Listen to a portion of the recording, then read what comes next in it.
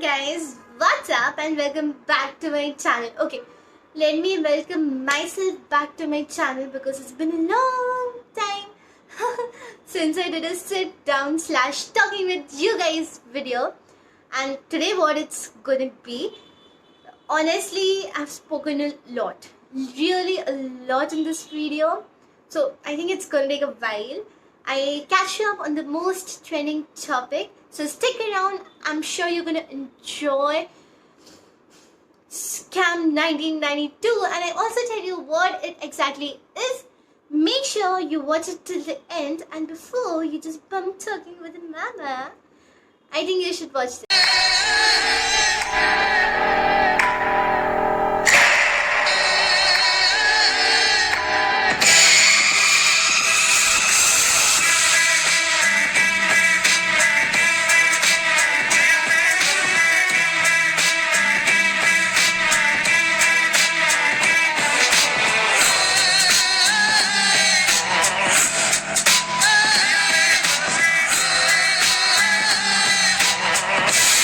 The 1992 scam was the biggest scam ever committed in the Indian exchange system.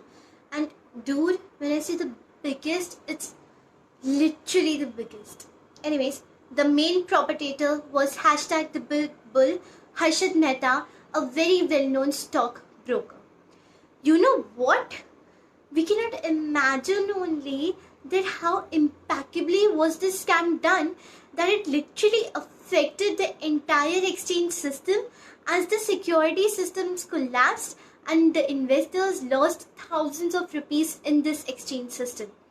Mehta had done a fraud of over 10 billion from the banking system of India to buy stocks in the Bombay exchange system. The scope of the entire scam was so large that the net values of the stock was higher than the health and the education budget of India. This scam exposed the inherent loopholes of the Indian financial system and resulted as a reformed system of the stock transactions, and also led to an introduction to online security system. I know you all know who was the big bull, Harshad Mehta, an Indian stock broker who went on to become the big bull and who manipulated the entire stock system, the market. Although some financial experts did not believe that he had committed any fraud, but they believed that he had exploited the stocks in the market system, and who was born in Rajkot, died at the age of 47 due to a cardiac arrest. But if you want to know in depth, watch this. What the hell?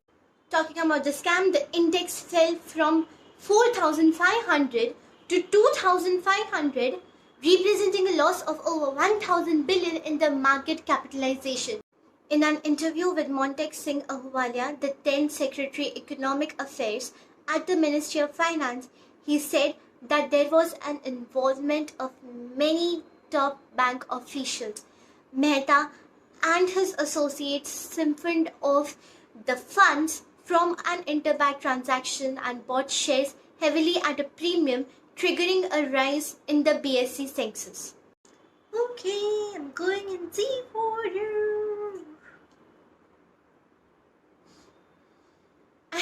I'm going in depth. First comes the stamp paper. Now, during the early 90s, banks in India were not allowed to invest in the equity market. Now guys, look at the brain of Mehta. He cleverly squeezed out capital from the banking system, pumping this money into the share market and also promising the bank with higher rates of interest.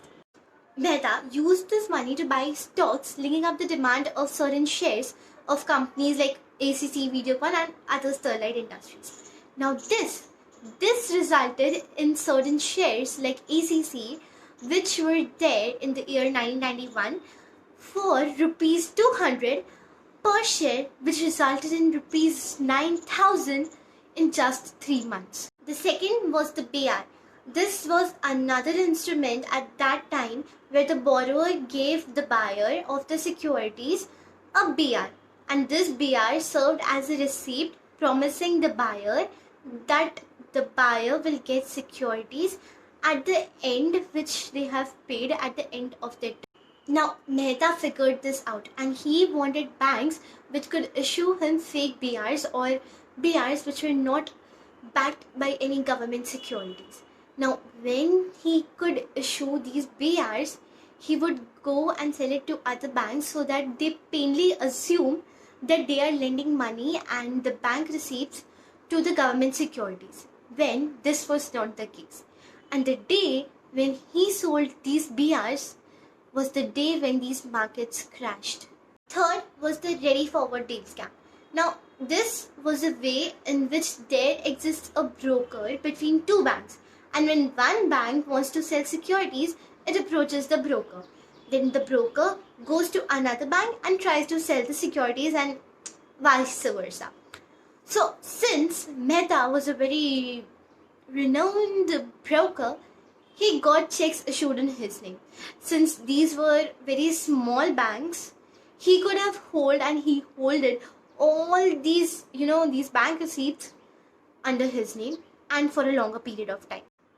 Then the checks in favor of the banks, of both the banks, were now credited into the account of Mehta. The scam became apparent in late 1992 April, when it was realized that Mehta had become a disproportionately large investor in the security systems of government. Now when this happened, Mehta had loaned money, and the banks which had loaned money to Mehta were now holding hundreds of millions in unsecured, worthless funds. Okay, now for your very, very kind information, let me quote the extent of money and their bank lost. The National Housing Bank, that is NHB, lost 1,199 crore. State Bank of Saurashtra lost 175 crore. The SBI Capital Markets lost 300 crore. Standard Chartered Bank lost rupees 300 crore. The total amount was 1,795 crore. Seriously? Mehta and his brothers were arrested on 9th November 1992 by the CBI for allegedly misappropriating rupees 2.8 million for over 90 companies' shares, and which the people were pleased and the banks and the companies were pleased for rupees 250 crore. He made a brief comeback as a stock market guru, giving his tips on his own website. Moreover, in 1999 September, Bombay High Court convicted a rigorous imprisonment of over 5 years and a fine of rupees 25,000. While on 14th of January 2003, the Supreme Court confirmed the judgment of the High Court, while Justice B.N. Agrawal and Justice Ajit Pius upheld his conviction, and Justice N.B. Shah voted to acquit. Many arrests that were made exposed several bank officials and led to complete breakdown on many banking systems. The security system of India took a rapid reform in its fundamental structure. Post the 1992 scam, there was a complete need, and a new exchange system was formed which would have been monitored and which is monitored now by a National Stock Exchange System of India. Apart from this, there were several other acts which were proposed by the government based upon the economic reforms as well as the legislative. The RBI was restructured and was given more power to prevent any other scam. Okay, so I'm gonna shut up now because my phone is losing its battery, and also I had to shut long back, but because of you I had to shoot, so you realize how much talk